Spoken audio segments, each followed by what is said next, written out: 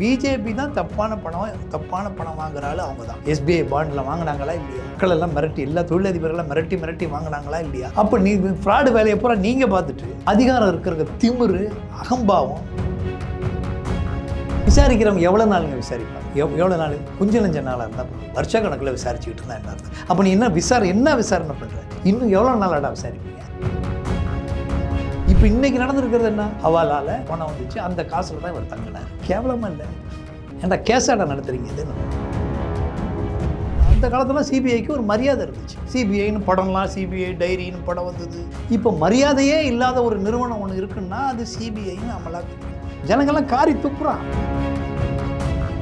ஹேமந்த் சோரனுக்கு கொடுத்துருக்குறாங்க, அது மாதிரி இன்னும் இவர் கொடுக்க வேண்டியது தானே. ஆக அதை விட பயப்படுறாங்க. எல்லாரை விட யாரை பார்த்து மோடி பயப்படுகிறார் என்றார்? கெஜ்ரிவாலை கண்டு பயந்து சாகுறார்.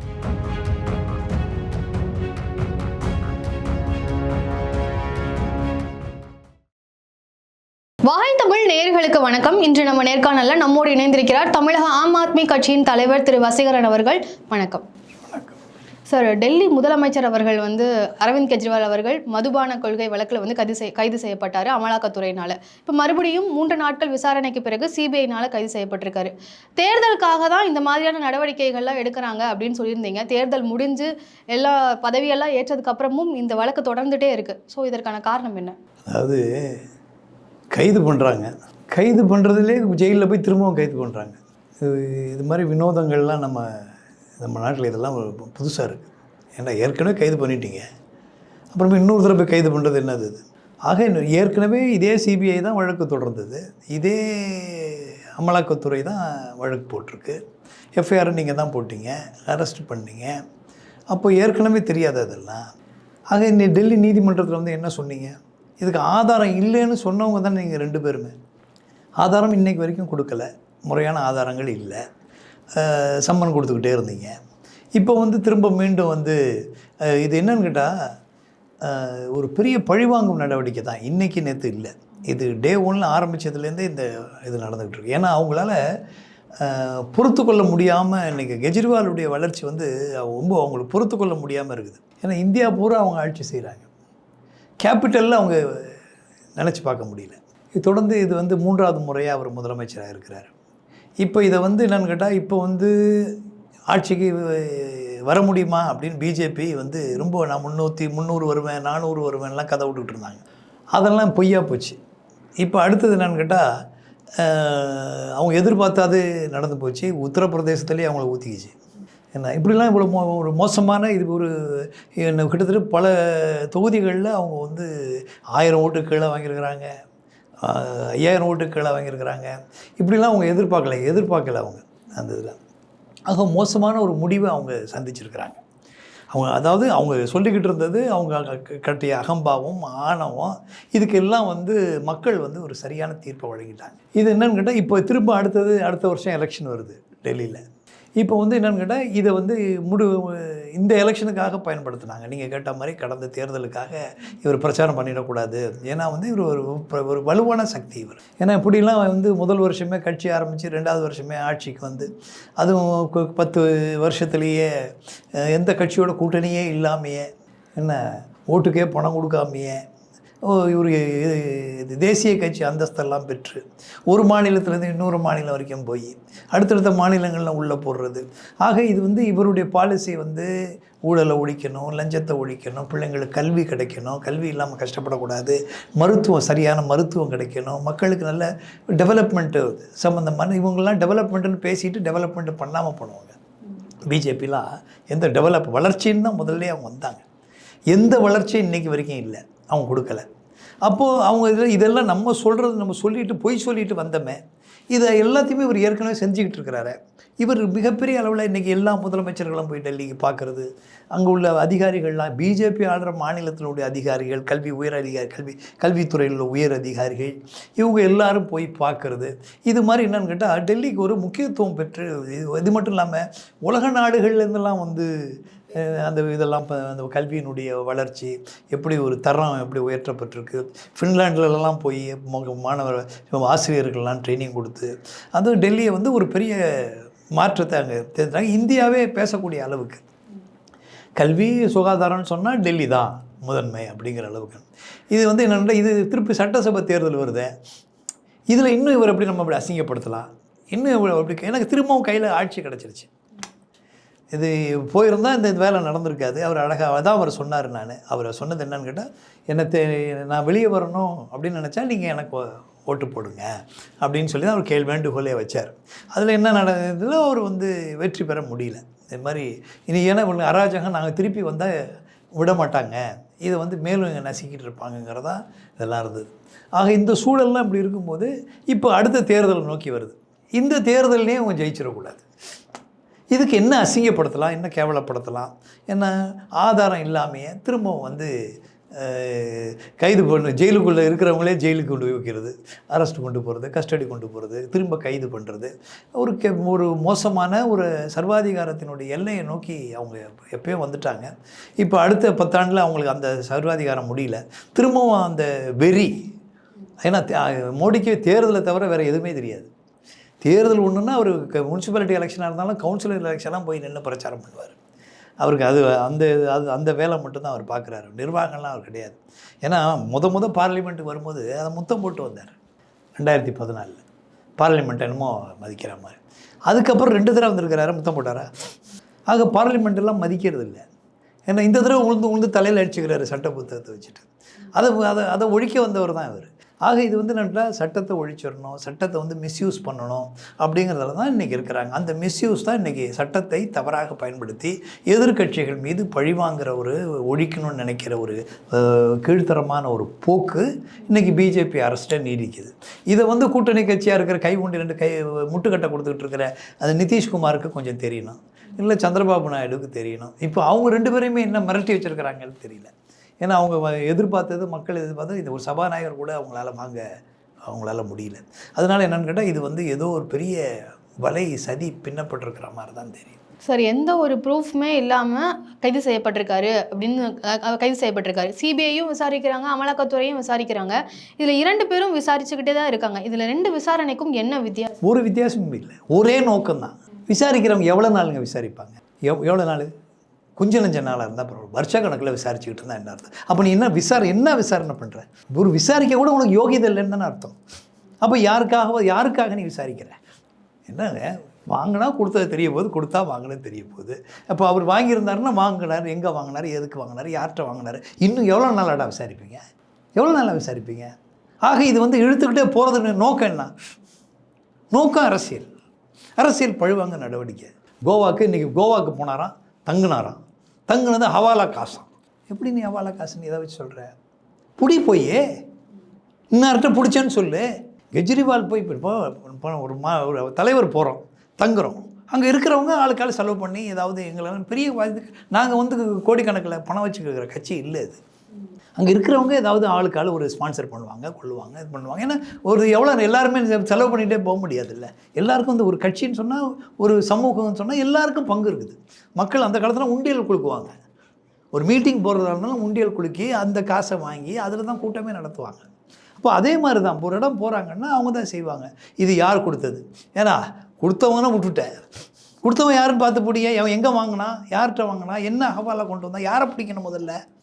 இவருக்கு என்ன தெரியும்? அவருக்கு அழைச்சிட்டு போகிறோம். இப்போ சென்னைக்கு வர்றாரு, அழைச்சிட்டு போய் நாங்கள் ஹோட்டலில் தங்க வைக்கிறோம், வழி கார் கொண்டு போகிறோம், அழைச்சிட்டு வரோம், என்ன பண்ணுறோம்? இது நாங்கள் தவறு பண்ணியிருந்தா எங்களெல்லாம் இங்கே தண்டிக்கணும். எங்களுக்கு தப்பான வழியில் பணம் வந்துடுறதா எங்களை தண்டி, அதை விட்டுட்டு அவருக்கு என்ன தெரியும்?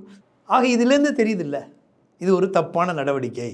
அப்போ நீ தான் வந்து பிஜேபி தான் தப்பான பணம் வாங்குறாள். அவங்க தான் எஸ்பிஐ பாண்டில் வாங்கினாங்களா இல்லையா? மக்கள் எல்லாம் மிரட்டி, எல்லா தொழிலதிபர்களெலாம் மிரட்டி வாங்கினாங்களா இல்லையா? அப்போ நீ ஃப்ராடு வேலையை பூரா நீங்கள் பார்த்துட்டு அதிகாரம் இருக்கிற திமிரு, அகம்பாவம்.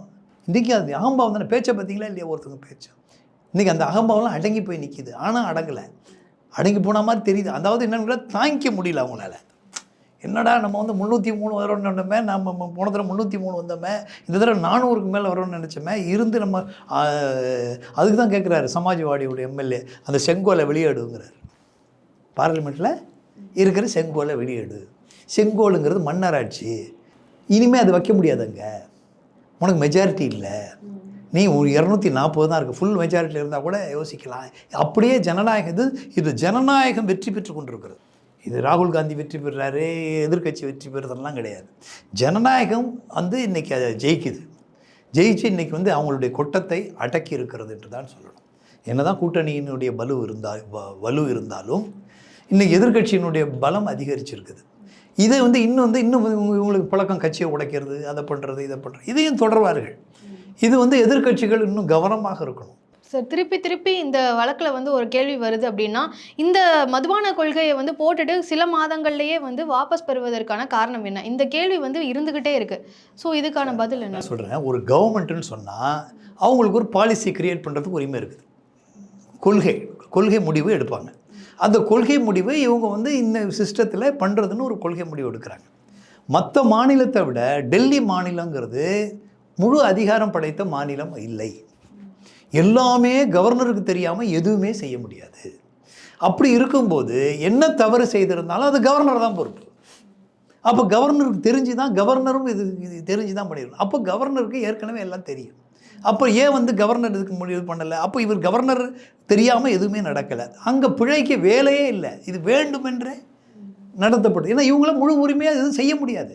அந்த பாலிசி கொண்டு வந்தாலும் அவர் தான் அதை முடிவெடுக்க வேண்டிய இடத்துல யார் இருக்கிறா? கவர்னர் தான் இருக்கார்.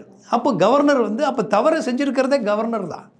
அப்போது அங்கே வந்து ஒரு நல்ல பாலிசியே சொல்கிறாங்க. அதாவது அரசு நடத்தவனா ப்ரைவேட் நடத்தட்டும், அதுக்கு தகுந்த மாதிரி ஒரு பாலிசியை க்ரியேட் பண்ணுறாங்க. அப்போ அந்த பாலிசியில் இதெல்லாம் இருக்குது, அப்படி இருக்குது, இப்படி இருக்குன்னு சொல்லி அதில் இவங்க பணம் கொண்டாங்கன்னு சொல்லி அப்புறம் பணம் வாங்கினது யார்? பிஜேபியில் எங்கே பணம் வாங்கியிருக்குது? குற்றம் சொன்ன கெஜ்ரிவால் மேலே குற்றம் சொன்னார்ல, சரத் ரெட்டி குற்றம் சொன்னார்ல, அவரும் அதில் இப்போ 4 பேர் தப்பு பண்ணுறாங்கன்னா 4 பேரில் ஒருத்தர் அப்ரூவர் ஆகிட்டா அவர் வந்து நியாயமானாயிரம். தப்பு பண்ணார்ல, அவர் தானே பண்ணியிருக்கிறாரு. அப்போ அவர் நியாயம், பெயிலும் கிடச்சிருது அவருக்கு. என்ன, அவர் அப்ரூவர் ஆகிட்டார்னா எல்லாமே முடிஞ்சு போகுது. அந்த வழக்குலேருந்து வெளியே வந்துடுறாரு. அப்போ அந்த வழக்கே நிற்கக்கூடாது தானே? அப்போ அவரும் செய்யலைன்னு சொன்னால் நிற்கக்கூடாது தானே? அப்போ அவர் என்ன ஆகுது? அந்த இடத்துல அவர்கிட்ட பல கோடி எஸ்பிஐ பாண்டு வாங்கப்பட்டிருக்கு. யார்கிட்ட வாங்கிட்டு அவர் அப்ரூவரை மாற வச்சுட்டு அவர் மாறுறதா இவங்க சொல்லிவிட்டு அவரையும் வந்து பெயில் கொடுக்குறாங்க. ஆக தப்பு எங்கே இருக்குது? ஆக வேண்டுமென்றே இதில் வந்து கெஜ்ரிவால் எங்கே இருக்குது? அவர் கை நீட்டி வாங்கினார் எங்கேயாவது? எங்கேயோ கட்சிக்கு பணம் வந்துச்சான், எப்படியோ வந்துச்சு. கட்சி தலைவராக இருக்கிறதுனால அவரை கொண்டு போய் வச்சுருக்காங்க. இது என்ன? இது வீட்டில் பையன் இருக்கிறான், அவர் தப்பு பண்ணுறான், பண்ணதாகவே இருக்கட்டும், அதுக்கு அப்பா என்ன பண்ணுவார்? அவரை குற்றவாளி. தவறு இருந்தால் அவன் மேலே நடவடிக்கை எடு, அவனை கைது பண்ணு, கொண்டு போ, எல்லாம் செய்ய. யார் வேணாங்கிறா? இப்போ இன்றைக்கி நடந்திருக்கிறது என்ன? ஹவாலால் பணம் வந்துச்சு, அந்த காசில் தான் இவர் தங்கினார். கேவலமாக இல்லை? ஏன்டா கேஸாடா நடத்துகிறீங்க? இது கோர்ட்டா? அது சிபிஐ? என்ன இங்கே வர சிபிஐ வேணும், சிபிஐ வேணுங்கிறாரு எடப்பாடி. ஏன் சிபிஐயே யோகியதை இல்லாமல் இருக்குது? சிபிஐட்ட கொடுத்த கேஸு எதுவுமே முடியல, எல்லாமே அப்படி அம்போடு நிற்கிது. எந்த கேஸாவது முடிச்சிருக்காங்களா சிபிஐ? தமிழ்நாட்டில் வந்து ஏதாவது பண்ணி யார் மேலேயாவது வழக்கு போட்டு ஏதாவது முடிக்கப்பட்டிருக்கா? முடிக்கப்படாத சிபிஐ எதுக்கு கேட்குற? ஆக சிபிஐங்கிறது அந்த காலத்தில் சிபிஐக்கு ஒரு மரியாதை இருந்துச்சு. சிபிஐன்னு படம்லாம், சிபிஐ டைரின்னு படம் வந்தது, பண்ணும்போது சிபிஐக்கு ஒரு மரியாதை இருந்தது. இப்போ மரியாதையே இல்லாத ஒரு நிறுவனம் ஒன்று இருக்குன்னா அது சிபிஐயும் அமலாக்கத்துறையும் தான். ஜனங்கள்லாம் காரி துப்புறான். ஏன்னா கட்சி சிபிஐ நடத்துகிறீங்க, அது இன்வெஸ்டிகேஷன். அது உனக்கு பிடிக்கலன்னா போகிற, உனக்கு தேவை இருக்குது, கவர்மெண்ட் என்ன சொல்லுதோ அதை செய்கிற. நிர்மலா சீதாராமன் கையில் வச்சுக்கிட்டு குரங்க ஆட்டுற மாதிரி ஆட்டிக்கிட்டு இருக்கிறாங்க. அப்போ உங்கள் மேலே நம்பிக்கையே இல்லாதப்போ ஏன் சார் சிபிஐ என்கொயரி வைங்க? எதுக்கு அது?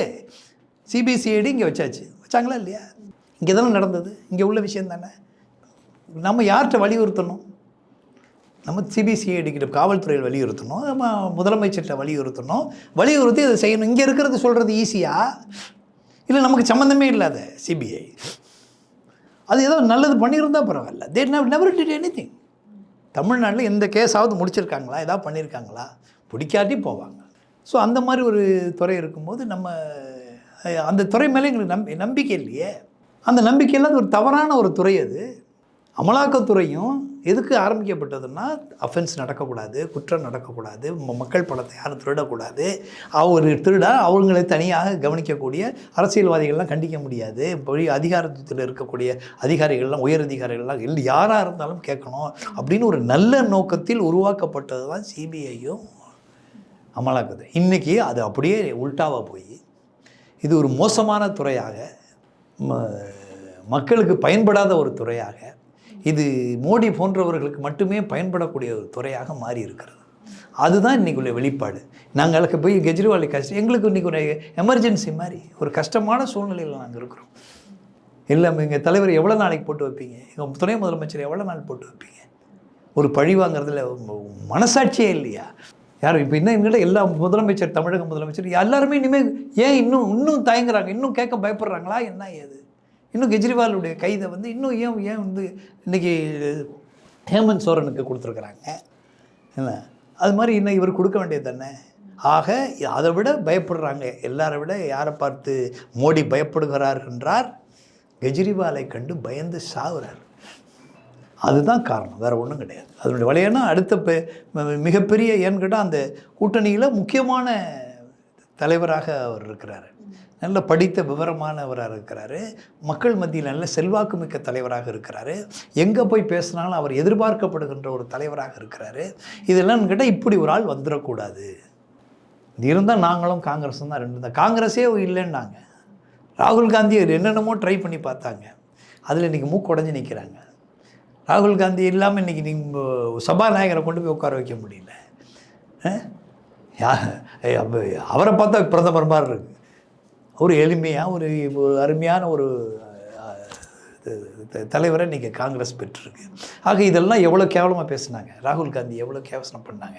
என்னென்ன அவரையும் பதவியில் இருந்தெல்லாம் இறக்கி பார்த்தாங்க. முடிஞ்சால் அவரை வேறு ஏதாவது இருந்தால் கைது பண்ணுறதுக்கு முயற்சி பண்ணாங்க. அவருடைய டிஸ்குவாலிஃபிகேஷன் பண்ணாங்க. என்னென்ன தொந்தரவுலாம் கொடுத்தாங்க. அதே மாதிரி தான் இது வந்து அரவிந்த் கெஜ்ரிவால் எல்லாருக்குமே நடக்குது. இது வந்து எங்களுக்குன்னு ஸ்பெஷல்னு எங்களை மட்டுமே குறி வைக்கிறார்கள்னா பேசவும் முடியாது. ஆனால் எங்களை கண்டு பயப்படுறாங்க. ஆனால் எங்களை மட்டுமே குறியில்லை, எதிர்கட்சிகள் எல்லாரையுமே நசுக்கிறது இருக்கக்கூடாதுன்னு நினச்சது. இன்றைக்கி வேறு வழி இல்லாமல் அடுத்த கட்சியோட இப்போ இன்றைக்கி நடக்கிறது பிஜேபி ஆட்சி இல்லை, இன்றைக்கி நடக்கிறது என்டிஏ ஆட்சி. அது இன்னும் மோடிக்கு புரியல. அவன் என்டிஏனால என்னன்னு தெரியாது. அவர் போன ஆட்சியில் அவருக்கு என்டிஏன்னா என்னன்னு தெரியுமா? முதல் ஆட்சியில் தான் என்டிஏன்னா அவருக்கு என்னன்னு தெரியுமா? இந்த ஆட்சியில் தான் என்டிஏன்னு என்னென்னு புரிஞ்சிருக்கிறாரு. விரைவில் அவர் வீழ்வார். சார், இந்த வழக்கில் வந்து மணிஷ் சிசோடியா அவர்களும் கவிதா அவர்களும் வந்து ஆரம்பத்தில் கைது செய்யப்பட்டாங்க. இப்போ அவர்களோட வழக்கு எப்படி இருக்கு, எந்த சூழலில்? இதே தாங்க. கவிதா அவர்களுக்கும் இன்னும் என்ன, கவிதா பாவம், அவங்களுக்கு என்ன சம்மந்தம் இருக்குதுல்ல? அவங்கள கொண்டு வந்து இந்த வழக்கில் சேர்த்து என்ன? மணிஷ் சிசோடியா அவராவது அது துறையினுடைய அமைச்சர் என்ன விசாரிக்கிற கூப்பிட்டு, அதுலேயும் வந்து நியாயம் இல்லாமல் தவறு தான் பண்ணிக்கிட்டே இருக்கிறீங்க. அதே மாதிரி தான் சஞ்சய் சிங், நீங்கள் எம்பி, அவர் ராஜ்யசபா எம்பி, அவரை தூக்கி போட்டிங்க உள்ள. இப்போ அவரை வந்து வச்சுக்க முடியல. ஒரு அளவு தானே சமாளிக்க முடியும். இதையும் பொய்யே சொல்லிக்கிட்டு இருந்தால் சில பேர் பொய்யே வேலையாக வச்சுருப்பான். பொய்யே திருப்பி சொல்லுவான். எவ்வளோ காலத்துக்கு தானே பொய் சொல்லிகிட்டு இருக்க முடியும்? ஜனங்களுக்கு விளங்கிருமில்ல. அதுதான் இந்த விளங்கினது தான் அவர் இப்போ வந்தார். இன்றைக்கி கோர்ட்டே பார்த்துட்டு எலெக்ஷன் நேரத்தில் அவருக்கு என்ன இந்த காரணத்துக்கு தான் நீ பண்ணியிருக்கிற, அவர் பிரச்சாரம் பண்ணிடக்கூடாதுங்கிறத பண்ணியிருக்கிறேன்னு ஒரு சின்ன ரிலீஃபை கொடுத்தாங்க. இப்போ அது நம்ம சட்ட ரீதியான, ஏன்னா அரசியல் சாசன சட்டத்தை ஒழிக்கிறது தானே உங்களுக்கு வேலை. அதனால் இப்போ நாங்களும் இப்போ பெருமூச்சு ஓரளவு சட்டம் காப்பாற்றப்படும்னு நினைக்கிறோம். சார், இப்போ இந்த வழக்கு எப்படி தான் முடிவுக்கு வரும் அப்படின்னு நம்புகிறீங்க? எந்த ஒரு சொல்யூஷனே தெரியலையே. போராடிக்கிட்டு இருக்கிறோம், திருப்பி வந்து டிஃபெண்ட் பண்ணுறாங்க, ஆதாரம் இருக்குங்கிறாங்க, இல்லைங்கிறாங்க, ஒரு கோர்ட்டில் வந்து இல்லைங்கிறாங்க. இப்போ வந்து திடீர்னு எங்களுக்கு ஆதாரம் இருக்குது. என்னடா ஆதாரம் இருக்குன்னா ஹவாலா வந்துச்சுங்கிறான்.